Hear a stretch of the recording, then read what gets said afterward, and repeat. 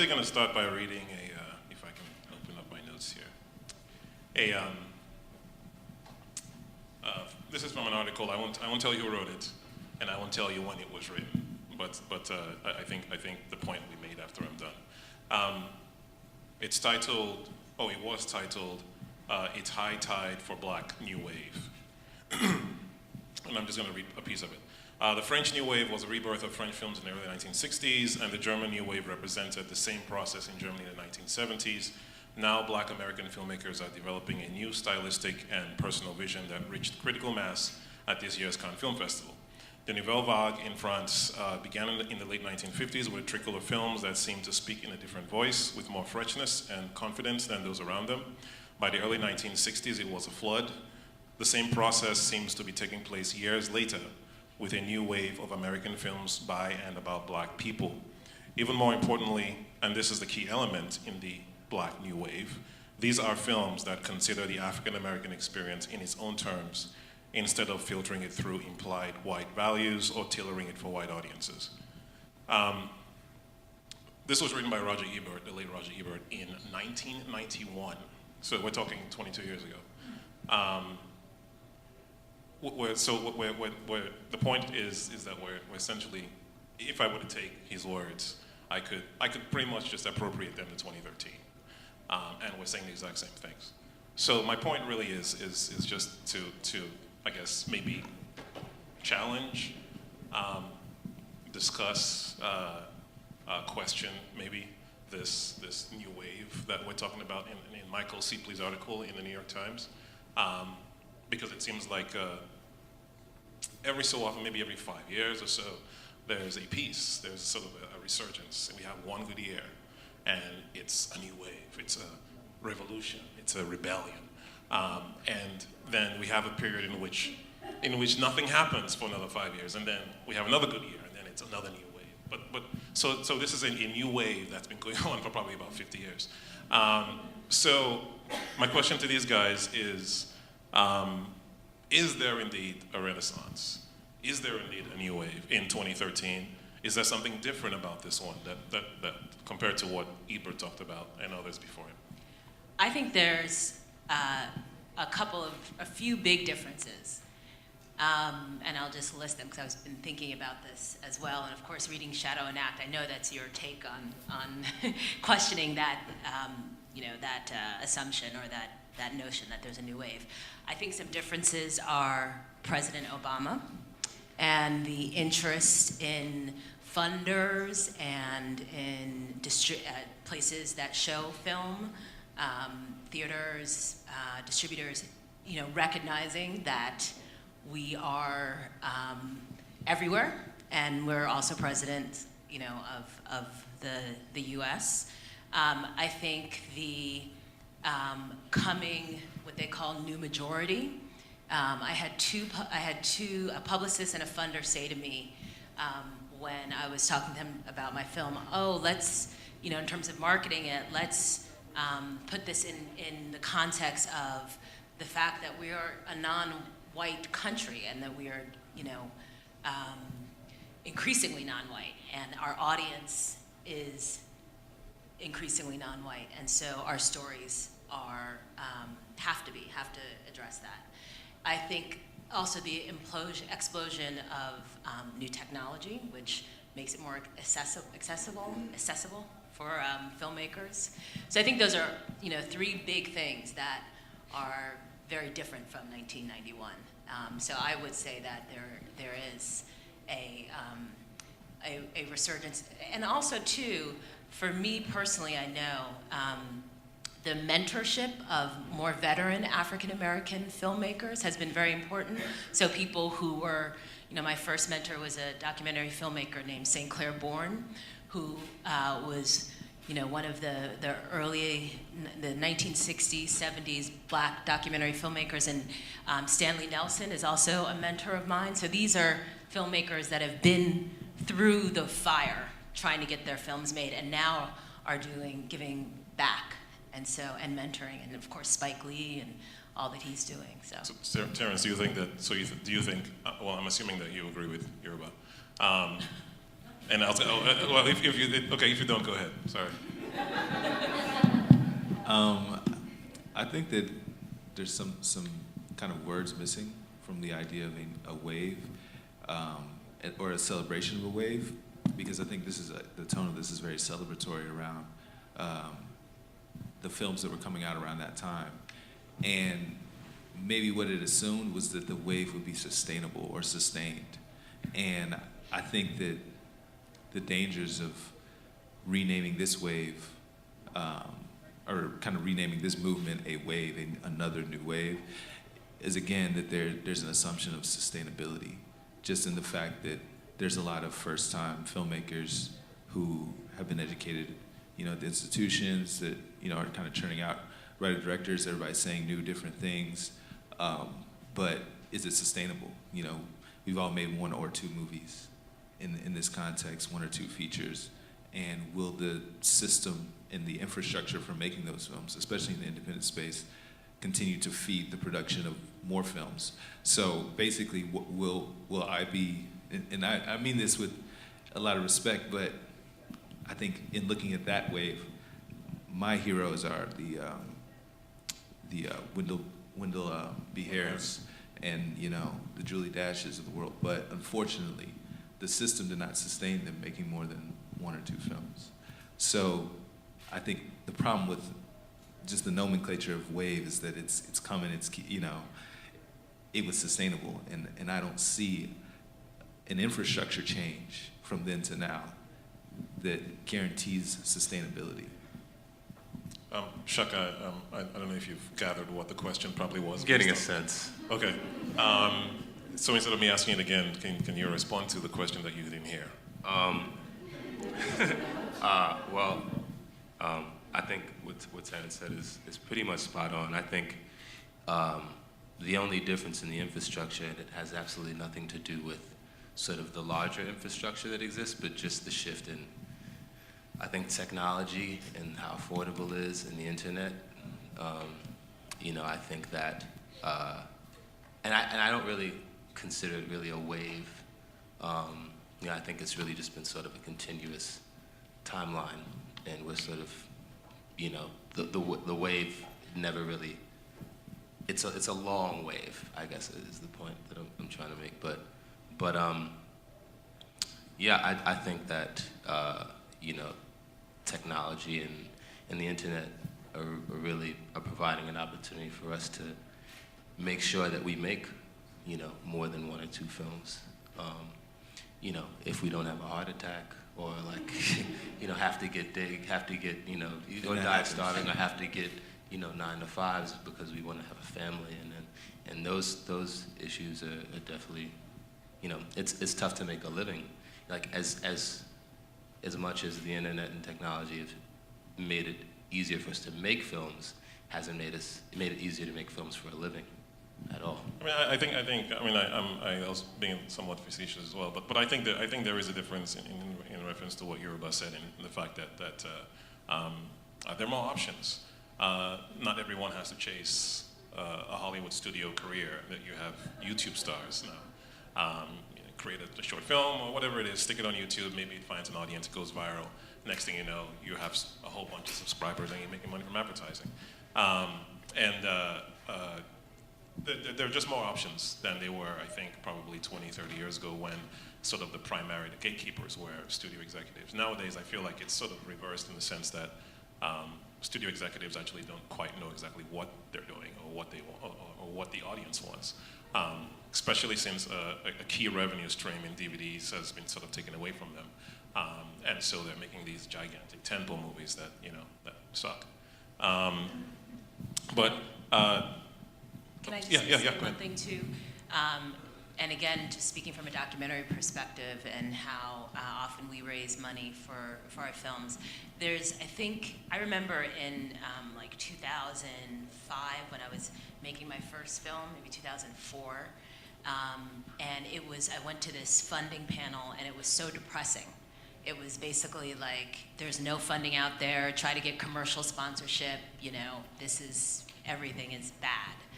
And I go to industry things now, to Tribeca All Access and to IFP and all these things that where they're also, a mushrooming of potential funders for your film, especially in the documentary. I know it's a little bit different with narrative, because there is a lot of, some people have made a lot of money in this country, and there are a lot of foundations out there. And so I always advise my students and people that I'm mentoring, to really learn how to write and tap into that and access that. And I think that's also different from before too.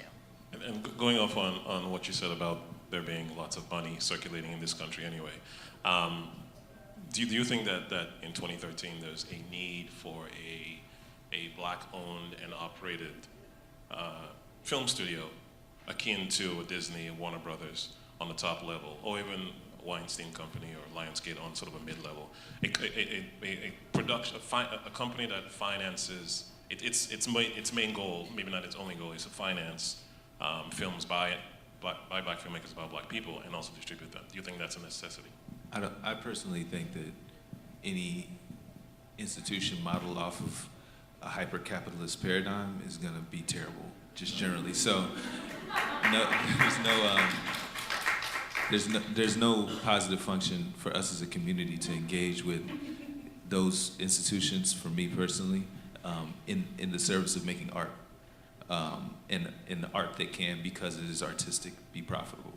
So I think something that we do need is for black wealth and people in the black community who have access to wealth to have a philanthropic activist engagement with artists and see artists and what we make as necessary for the sustenance of our culture, and for their energy in helping, in connecting the money to the ideas, for that energy to be out of a responsibility to sustaining our culture. And those institutions, I think, exist in certain ways, even IFP or CenterReach or a Tribeca TFI, on some level are in the business of production. CenterReach is directly in the business of production, but it's a nonprofit corporate structure.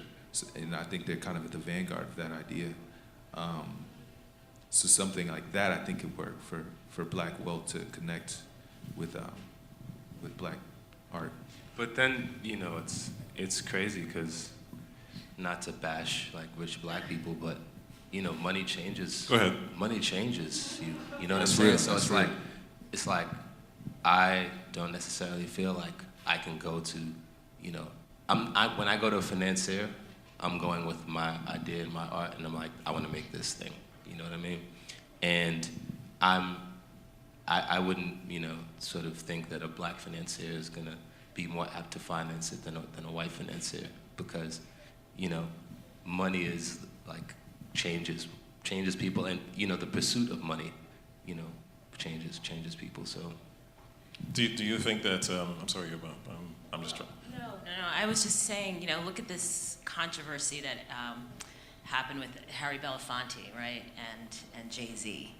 And I think, no matter what your opinions are on it or not, I think that it kind of feels like in previous generations there was a responsibility to support black art and social movements in a bigger sense. And I think that, I think we need to get back to that. And I think we need to, I don't know how to do that, but to, shame our rich black folks, into that this is their responsibility. Other communities do it, like. Is there any rich black people here that can speak? I mean, just shame on you. I don't know if that works. I think let me take my shames to Turks and Caicos and chill. You know what I mean? Like, well, maybe Jay-Z. Maybe something will happen from this. From Harry Belafonte speaking out against. I mean, I'll say that I pretty much long gave up on looking to the rich and the wealthy to save us, so to speak. And I'm looking at you guys who are sitting in here. And us sitting up on the stage. I think revolution, I think that word kind of scares people too sometimes, but I think revolution starts from really the bottom of the pyramid, and it's not. I don't think it's going to come. There's no trickle down. I don't think. That's just my opinion, of course. I think we kind of have to. The masses at the bottom have to sort of. I would get think together. that, but I think there's a paradigm with like Megan Ellison and that whole Anna Parina thing, where there's a certain amount of wealth, capital that kind of just will make you behave philanthropically because you just got it. Like wealth is just not, it's a non-factor. And there's people in our community who have so much money that they could functionally patronize, you know, just like, I don't even think the master made very much money, but you know, she came along and paid for it. Or, you know, any of those Moonrise Kingdom, all the films that she financed. So I think that I wouldn't take a hard line against somebody, an angel investor approach who's doing it from a, I just like your work type of perspective. It's just mobilizing those people. And again, you know, wealth is a different culture, and I think specifically for us, it's mostly new money. And that new money thing is another situation culturally. Yeah, I think also, you know, like $300,000 is a lot of money. I mean, you know what I mean? And if you can, you know, if someone makes, you know, $100,000 a year, that person might be down to give you $5,000 to make your movie. And there's a lot more people that make $100,000 a year than that make $10 million a year, you know? So, I don't know, I think that, you know, it's tricky. I have aspirations to do some movies that cost more than $500 grand to make. But, you know, I feel like if you sort of kind of keep your budget within a reasonable range and want to sort of remain true to the stories you're telling, it's possible to finance movies without going to, you know, the richest of the rich, you know. Just to move along, speaking of this new wave, I think maybe there's certain characteristics that come with that. But do you guys feel that you are? Do you feel like you're carrying sort of a weight? Some would say a burden. We can call that burden blackness. Some embrace it. Do you feel that it is that you know that given? I mean, those of you who read the blog, I stopped reading comments a long time ago. But if you see the way people react to certain films, or just in general, and you look at a Viola Davis or an Octavia Spencer who essentially feel like they're carrying the weight of blackness on their backs when they star in films like The Help, and they're sort of cornered and they feel like black people are just, again, not all of us, but that there's this idea that they have to depict blackness in a certain way, whatever that is, you know, positive. I mean, I hate those really sort of reductive definitions, but you know, positive versus negative, and you know, Denzel Washington wins for Training Day. Well, he won it because, you know, he only won playing a negative character. I mean, do you wrestle with that as this new group, these new voices? I mean, are you carrying that on your back, like I have to represent black people, or are you really individuals and you're speaking from your own experiences and you don't really, not that you don't care about what about your connection to the diaspora, but it doesn't necessarily influence your art. Anyone? For me, I mean, blackness is a gift, so I don't think that, I think if anyone feels burdened by their identity, whether that's blackness or anything else, then that's a situation that needs to work out in therapy or something, because, you know, I think everyone is gonna have some sort of process of coming into their identity and building confidence within it. But I don't think that's specific to the identity, you know?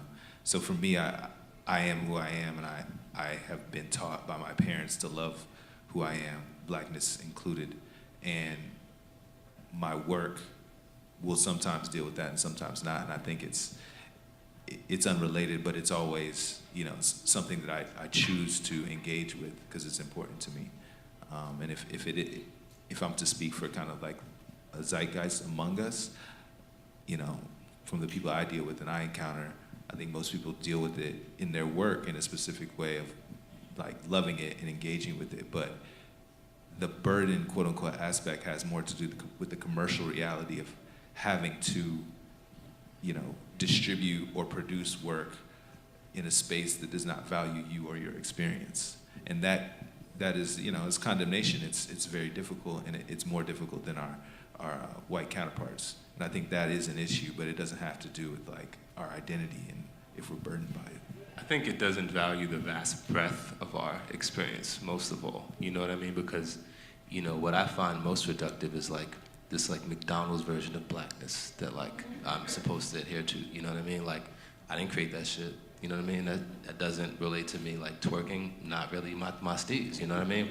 Like why are you coming at me with that? That has nothing to do with me. You know what I mean? So that's the only burden, is really dealing with this sort of, you know, created blackness that, you know, I feel doesn't necessarily speak to my experience, you know. But I think that in so many ways, our culture is just so untapped, you know what I mean? Like, you know, my family's like West Indian and speaks Spanish, and just there's so many stories there. It's like beyond, you know what I mean?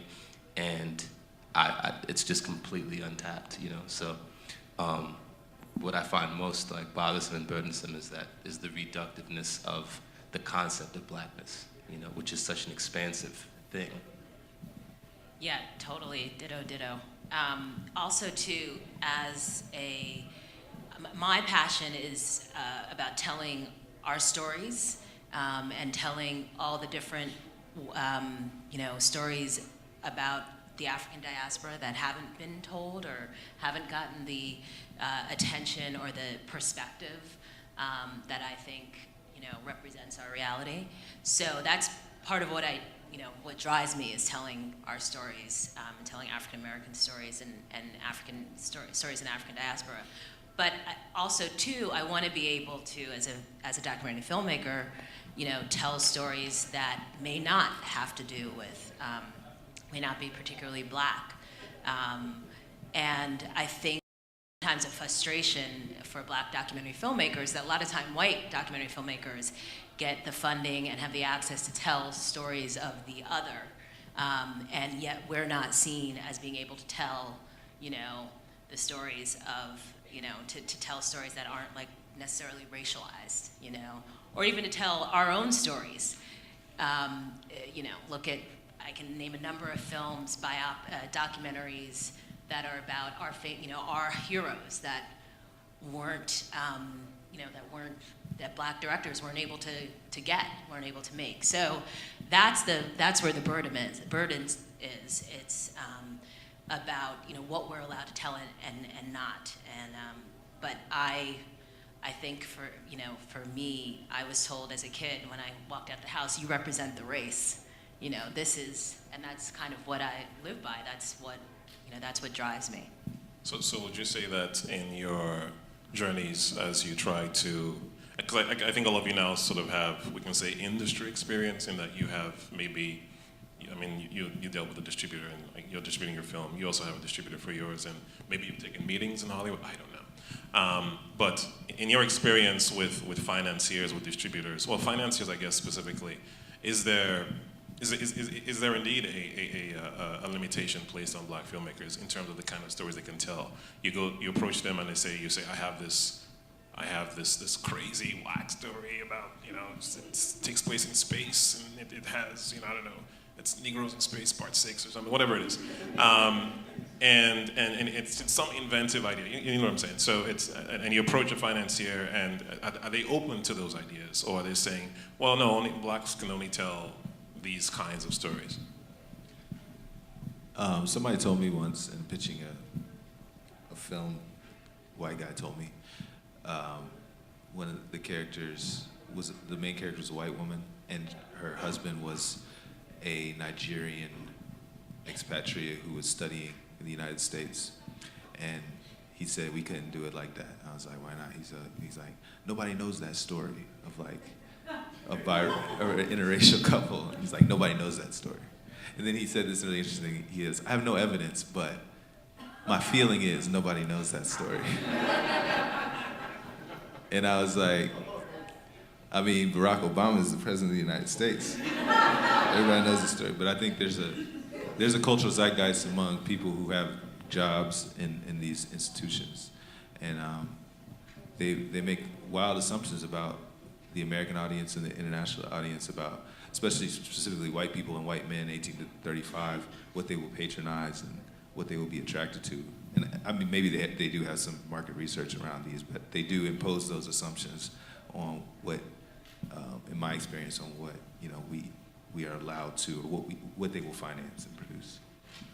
You know, in terms of, well, no one says what they mean out there. So it's not like you're going to have a meeting with them and they're going to say, you know, that idea you have, it's a little too black for me. You know, they'll just kind of, their eyes will glaze over and they'll nod and say, that was good, that was interesting. But I think that, you know, they're really the model of creating art out there is so small. So it's like, you know, even white movies have a tough time getting made out there because, I mean, they make nothing out there unless it like was on a lunchbox 10 years ago. You know what I mean? That's the only way movies get made out there is if it already exists in the public consciousness, increasingly so. So, I mean, like, to talk about presenting them with a radical black ideas, just, it's silly on the part of the filmmaker, honestly. I would never go out there to pitch, you know, I mean, I have a crazy satire, and I talk to them about it because that's what I'm working on. They're like, what are you working on? I'm working on this. I'll tell you about something else you might be interested in, but this is what I'm working on. But I know it's not going to get financed out there, and that's fine. I'll get it made my way, you know. So has a service like Kickstarter, which I think you all have used for something or another, I mean that has not necessarily, I don't like the term change the game that people say, but it's obviously changed things a little bit in terms of film financing that you're not Spike Lee, you can't raise $1.5 million, but you can probably raise 6 figures over a period of time via sites like Kickstarter and Indiegogo to get your films made. I don't know, again, it's sustainability. I wonder at the sustainability of a model like Kickstarter, which asks us to reach out to, I think, the same people, and even the same people, you know what I mean? I think all of us in this room are probably reaching out to each other, and I think that there's a certain really positive energy about that, but I think the sustainability of that growing, I'm unsure if it's good for producing independent features in the 6-figure range in, you know, 10 years from now. You know, I think Kickstarter fatigue is real. It's definitely happening already.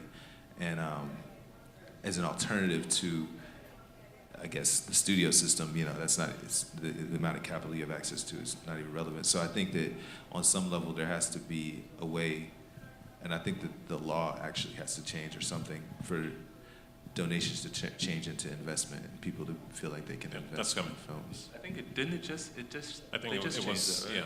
yeah. I think it was just literally a month or two ago. I think. Yeah.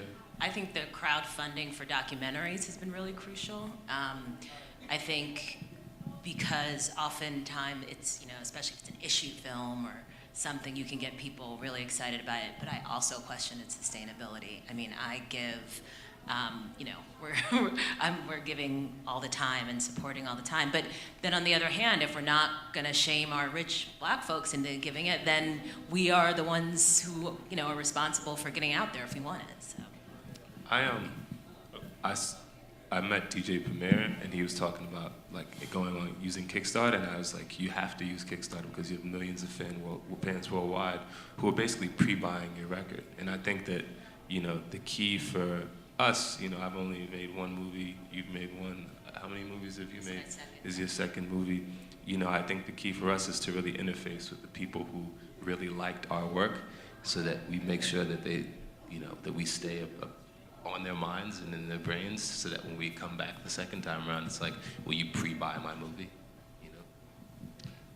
Okay, I was just going to ask, how much time do I have? Okay, good. I'll ask one more question and then I'll throw it out to the audience. I interviewed Ernest Dickerson in, I think, January, February, and he shared a criticism of, not you guys specifically, but of our generation of filmmakers. And this is something that Spike Lee has also said, and Melvin Van Peebles, and that essentially the current new wave isn't as maybe rooted or isn't as connected to its predecessors. That you guys are not aware of those, and you don't have. There's no reverence for the. Let me finish before you start twisting of it. That you guys, that there isn't a reverence. Again, he did not say you guys specifically, but just this generation, this new wave. There isn't a reverence for, and even just an awareness of, you know, going back to the Lincoln Motion Picture Company with the Johnson brothers and Oscar Michaud and Spencer Williams, Melvin Van Peebles, Gordon Parks, the LA Rebellion, Charles Burnett, Billy Woodbury, Haile Gerima. There isn't that awareness and that appreciation for what they did before. Do you think that's fair? Go ahead, Terrence. I know you wanted to say something. No, I mean, that's not true. Again, not in your specific case, but just in.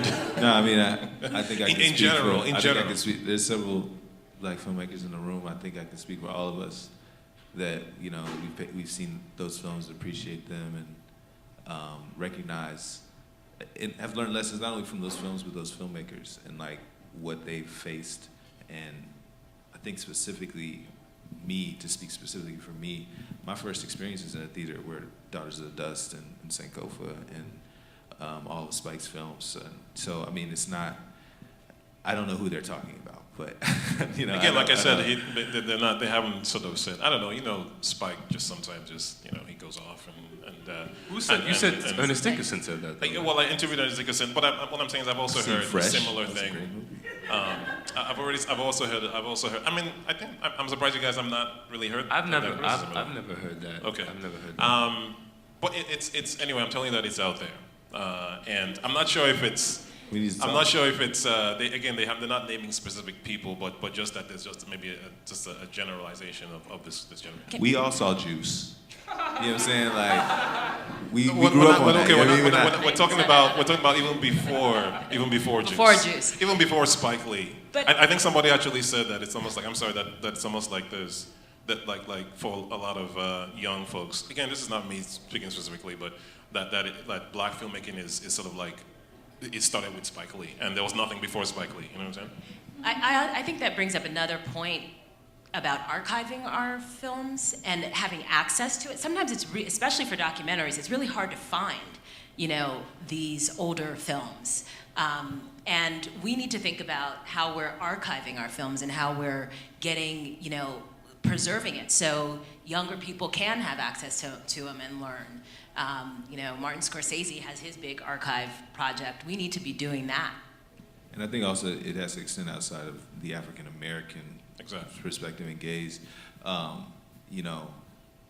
Swimbe is like a huge figure in cinema that I didn't have access to. Yeah, I think that was going to be my next question, which was not only are you engaged with African American history when it comes to cinema, but are you also sort of engaged with the rest of the diaspora, not just historically, but even present day? Because I don't know if people are paying attention, but there are filmmakers coming out of the African continent that are making some interesting films. There's something happening there that I don't think we quite have a grasp of it yet, but there's activity that I think we should be paying attention to. And there has always been, the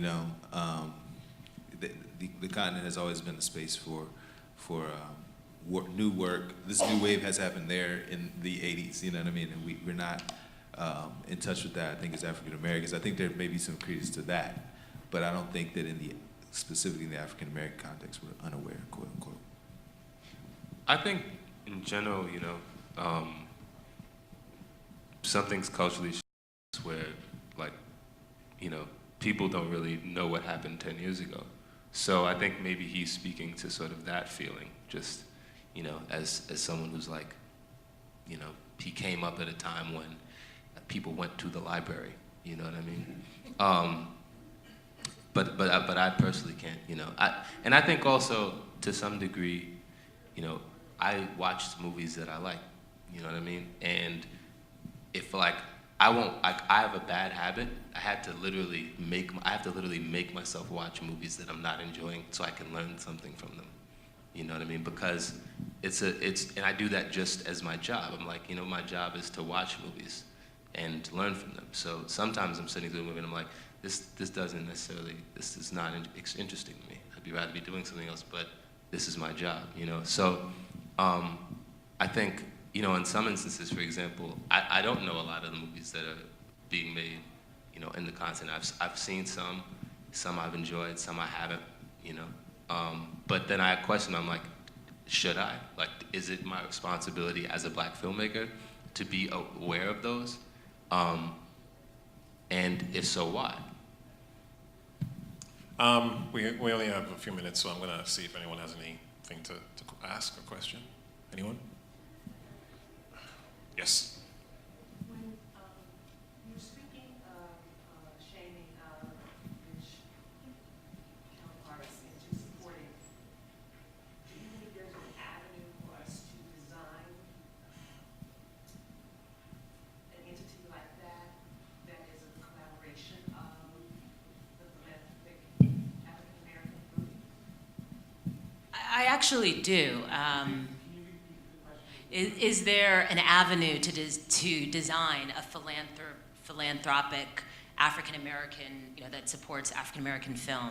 I do. I think there are models, and again, I speak from the documentary world, but there's the National Black Programming Consortium, which is part of PBS, Corporation for Public Broadcast Strand, which is moving more into new media, but supports documentary, and that's from CPB. But why couldn't that be a privately funded organization? So there are definitely models to do that. The fund for, I think it's the Fund for Jewish Life, which supports Jewish films. I mean, there's definitely models out there. Anyone else? I don't. Oh, sorry. Oh, I'm sorry. I didn't see you guys. Two things. One of them is when you were discussing about finding the rich black person out there to fund films. There's a book out. It's called The Art of the Turnaround. It's by Michael Cipely, who's the head of the Kennedy Center. And in one of the chapters in that book deals with Alvin Ailey Dance Company, and they were doing the exact same thing. They were trying to get. I happen to live down where Bill Cosby lives, and he gets hit all the time. Please support this, please support that, please support that. And basically Alvin Ailey's company was doing the same thing. They were trying to find rich black people, please support our company. And they had to change their mindset and not go specifically for that, but for dance people or people who were just interested in modern dance itself and broaden the scope. I don't know if that's gonna work, because the thing, I understand, I mean, I'm for anything that will get filmmakers' stories out there, and if you can get an affinity group of whatever to support it, I think that's fine. But I also think we need to push it into the mainstream too and get the mainstream funders to fund this, because I think a lot of the problem is they don't fund arts at all, and film is probably the most salient form of art right now, and we're having a difficult time in film. My film happens to be an arts film, which is even and a documentary too, so I'm on the bottom rung here trying to get support. So I think it's a broader scope, but I just don't want them to say like, oh, there's a bunch of rich black people over there who are going to film, who are going to support this film, so we don't have to. Don't let them ghettoize you. Force it into the mainstream. Try to get them to be part of the mainstream, because I don't want separate but equal out here either. I want everybody to be able to support everything. Straight up. Yeah. I think we have time for one more. Yeah. Hi, I'm an independent filmmaker and a film critic, and what I wanted to say is that the first time I wrote a film criticism article for the most famous magazine I'm writing for, Senior Cinema, I wrote about Precious. And when I was asked to write about Precious, I look at that movie as a movie, and it's a very interesting movie, and not as a black movie versus a white movie. And my article was very well received, and I was even offered a job in the film magazine. So my question is, do you think there will ever be a time, maybe soon, where we can talk about good stories and good movies as movies and not black movies versus white movies? Because I would love to see that happening. I would love for someone to call a movie a white movie, because no one ever calls movies white movies. They're just called movies. Like, Iron Man is a white movie.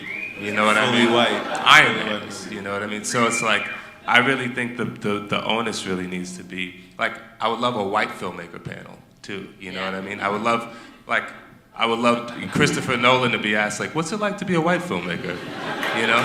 But no one asks those questions. But no one, like, the thing that's the most sort of like harmful thing I think about like racism, just or white supremacy or whatever you want to call it, because I don't want you to get bogged down by what it's called, is the fact that white people are never sort of asked to confront like their own whiteness. You know what I mean? It just doesn't happen. And like this, like we're always, like people always ask me about, my movie's about weed heads in Brooklyn. Yeah. All my articles about gentrification. Gentrification, it's like, I didn't put gentrification in the movie because I didn't want to talk about that in this movie, but all my articles are focused on that because It's about weed heads. it's about, yeah, it's just inevitable. It's like, I can't escape being black. Well, Anyway. Unfortunately, I guess he pretty much answered the question. But in short, we're not that post-racial just yet. Yeah, exactly. I think we have a long way to go before we are just human beings, and as opposed to being black people and being sort of put in boxes as to what we can accomplish, what we're able to do, and being limited in terms of what we are. What we are told that we can and cannot do. There's a vast diaspora. There's so many stories that haven't been told, and this is, I guess, my closing comment.